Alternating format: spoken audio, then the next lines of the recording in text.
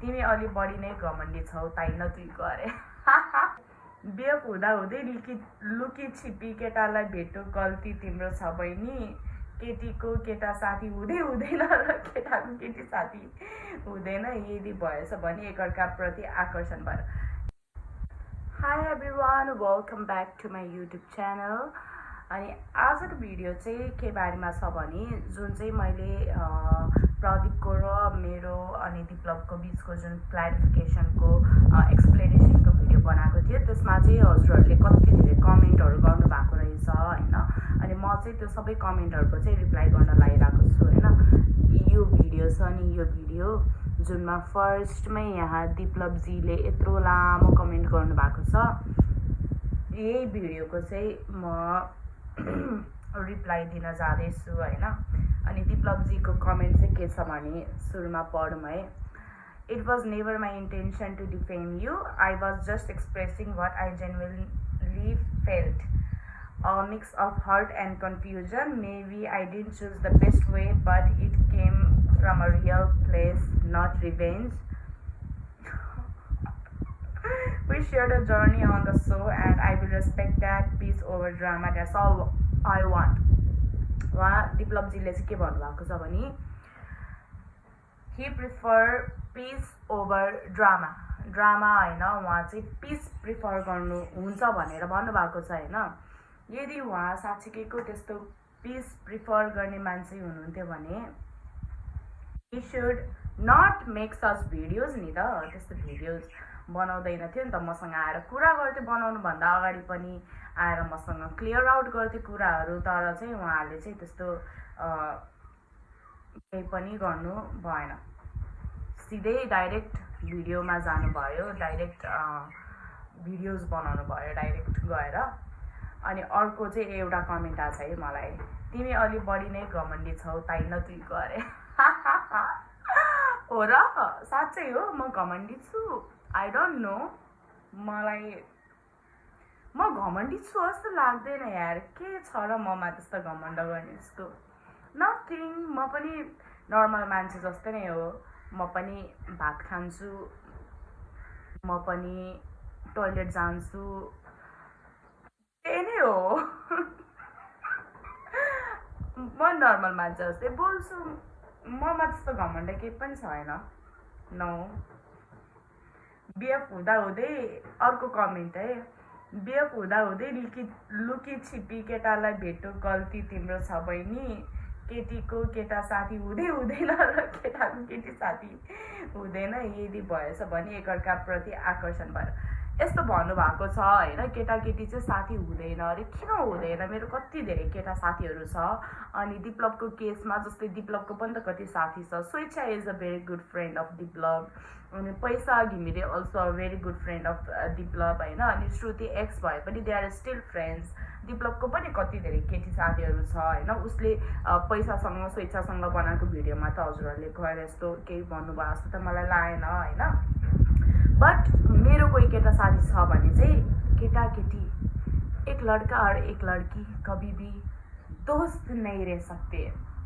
यो मलाई अलिक भएन क्या, नो। अनि अर्को comment, Muskan is play girl, be careful Diplav bro. Play girl, I am not player, तर I like playing basketball. I am not good at that होइन, त्यति गुड त छैन, but I like playing cards. तास खेल्न मन लाग्छ मलाई, बास्केटबल खेल्न मन लाग्छ, अनि त्यसपछि अरू गेमहरू पनि मलाई खेल्न मन लाग्छ होइन। त्यस्तो हिसाबले प्ले गर्ल भन्नुभएको हो भने yes, I am a play girl, yeah I accept that, I am a play girl, I like to be a play girl. अनि अर्को एकजना बहिनीले कमेन्ट गर्नु, बहिनी हो कि भाइ हो आई डोन्ट नो। अनि दिदी बोयफ्रेन्ड हुँदा हुँदा बेस्ट फ्रेन्डलाई टाइम दिने भएन नि त कि बिएफलाई इन्फर्म गरेर र प्रदीपसँग घुम्न गएको भन्नु पर्यो? बिएफलाई नराम्रो जेलस फिल भइहाल्छ, गल्ती कसको हो स्वीकार्नु पर्यो है। ओ ओके, तर मलाई चाहिँ के लाग्छ भने यसमा म अलिकति सिरियस हुन चाहन्छु। बोयफ्रेन्ड हुँदा हुँदा साथी लाइक बोयफ्रेन्ड हुने बित्तिकै के ठान्छ कि आफ्नो पुरै लाइफ नै बोयफ्रेन्डको हातमा कन्ट्रोलमा दिन त भएन नि त। म साथी भेट्न जाँदैछु भनेर पनि इन्फर्म गर्नुपर्ने, म भात खाँदैछु भनेर पनि इन्फर्म गर्नुपर्ने, यताउता जेसुकै जे गर्नको लागि पनि खान हर्न मुत्न डुल्न जेको लागि पनि इन्फर्म गर्न पर्ने। मलाई त्यस्तो खालको बोयफ्रेन्ड चाहिँ चाहिएको होइन है। नो नो, म त्यो ढुङ्गे युगको नो, आई कान्ट ब्रो, हो कि सिस हो, आई कान्ट। म त्यस्तो लाइफ चाहिँदैन, सबै कुरा इन्फर्म गर्न पर्ने, सबै भन्नु पर्ने, यता जान्छु उता जान्छु। मन सफा हुनु पऱ्यो क्या, मन इन्टेन्सन सफा हुनु पऱ्यो, मन क्लियर हुनु पऱ्यो के यार। दिपलपले तिमीलाई धेरै माया गर्छ तर तिमीले त्यो बुझ्न सकेनौ, तिमी धेरै घमण्ड गर्छौ। मलाई किन घमण्डी भन्नुहुन्छ कि तपाईँहरूले? नट द्याट मच घमण्डी, त्यस्तो घमण्डी छँदै छैन नि। म कति स्विट छु, कति डाउन टु द अर्थ छु, आइ एम नट घमण्डी। दिपलपले मलाई माया गर्छ, के प्रुफ छ दिपलपले मलाई माया गर्छ भन्ने? हाउसराउन्डमा हुँदाखेरि जब आऊ न यसो भाडा माझ्दियो भन्दाखेरि मेरो लागि एउटा भाडा त माझ्दिन नसक्ने मान्छे, एउटा चिया पकाएर त दिन नसक्ने मान्छे, एउटा केही काममा हेल्प गर्न त नसक्ने मान्छेले माया गर्छ। त्यो गुगलबाट कपी पेस्ट गरेको डायलग त जसले नै हान्छ हो भने। माया भनेको त देखिनु पर्यो नि माया गरेको, त्यो भनेर मात्र हुन्छ, आएर खालि त्यो गरेर मात्र हुन्छ र माया देखिनु पर्यो नि। माया त के भन्नु, अब जति भने नि त्यस्तै हो। अब मलाई चाहिँ लाग्दैन he loves me, he ever loved me भन्ने कुरा मलाई चाहिँ लाग्दैन। नो। दिपलप एन्ड मुस्कान, तपाईँहरूको इगो सेन्स अफ सेल्फको कारणले यो मायाको हत्या नगर। ओके, ओपन माइन्डेड प्लस जेलिसले गर्दा तपाईँहरूको यो अजीब माया नछुटोस्। तपाईँ दिपलप मुस्कानहरूको भलो चाहने पनि छन्। Yes, thank you so much for this comment. हजुरहरूले एकदम राम्रो पनि चाहनुहुन्छ, राम्रो कमेन्ट पनि गर्नुहुन्छ होइन।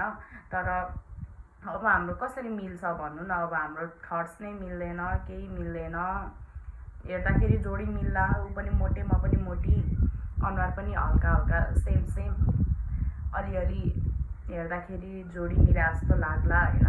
बट केही थट्स नै मिल्दैन हाम्रो। अनि त्यही माथि हि इज इम्बेरेसिङ मी जताततै।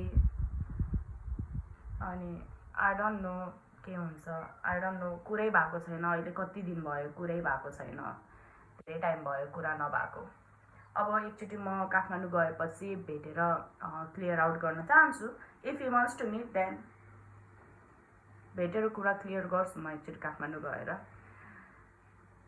अरूलाई के कस्तो लाग्छ मलाई थाहा छैन, मलाई चाहिँ मुस्कान लास्टमा thank you so much, thank you for your comment, thank you so much. हजुर जस्तो मान्छे पनि हुनुहुन्छ। People would say whatever about you, but Muskan is absolutely right, girl. Yes, मलाई बुझ्ने मान्छे नि छन् के। If a guy truly loves a girl, he won't go around telling or spreading rumors, even to his best friend, let alone posting stuff in YouTube. Yeah, मैले यही भन्नु खोजेँ। उहाँले मात्र हो मलाई बुझ्नु भएको चाहिँ, मलाई बुझ्ने मान्छे चाहिँ उहाँ मात्र हो। मैले भन्न खोजेको, मैले भ्युअर्सहरूलाई सबैलाई भन्न खोजेको यही हो। तर मलाई बुझ्नु भएन धेरैले। It's okay, it's their choice. तिमी छिटो के हो, तिमी स्वेच्छाको पनि कमेन्ट आएको छ। स्वेच्छा माई बेस्टी, माई फ्रेन्ड, साथी, लास्टै इनोसेन्ट छ यार यो मान्छे, लास्ट। तर ऊभन्दा इनोसेन्ट चाहिँ म छु होइन। तर यो मान्छे नि एकदम इनोसेन्ट हो क्या। तिमीहरू छिटो मिल न, जे मिसअन्डरस्ट्यान्डिङ छ क्लियर गरेर झगडा नगर प्लिज। म यसरी देख्न सक्दिनँ मुसु तिमीलाई दिपलप। ओके, बट एकचोटि म भेट्छु दिपलपलाई गएर, लेट्स सी। अब मिल्ने नमिल्ने त अब खै स्वेच्छाको कमेन्टसम्म आएको छु होइन। अनि यदि हजुरहरू अझै चाहनुहुन्छ कि म अझै कमेन्टहरू पढौँ र त्यसको रिप्लाई दिउँ भन्ने चाहनुहुन्छ भने you guys can comment for the part 2, comment for the part 2। अनि अब चाहिँ स्वेच्छाको कमेन्टसम्म पुगेको छु। अनि त्यसपछिको कमेन्टहरू चाहिँ यदि पार्ट 2 भनेर हजुरहरू पार्ट 2 चाहनुहुन्छ भने म पार्ट 2 पनि ल्याइदिन्छु, नत्र आई हेभ टु स्टप। बिल्ला हुन्छ फेरि कसैलाई पार्ट 2 चाहिएकै छैन, त्यही भन्दै थिएँ मैले, बिल्ला हुन्छ फेरि कसैलाई पार्ट 2 चाहिएकै छैन अनि मैले ल्याएँ। तर म ल्याउन पनि सक्छु, मेरो कति धेरै बिल्ला भइसक्यो, अब मलाई त्यस्तो खासै केही फरक त पर्दैन। म हजुरहरूले नचाहे पनि म पार्ट 2 ल्याउन पनि सक्छु, चाहे कसैले नहेर्नु भयो भने इट्स ओके। ओके, आजको लागि यति नै। अनि थ्याङ्क यू फर वाचिङ। अहिलेसम्म हेर्नुभएकोमा thank you so much for watching. And please don't forget to like and subscribe, and also do comment for the part 2. Thank you so much guys, love you all.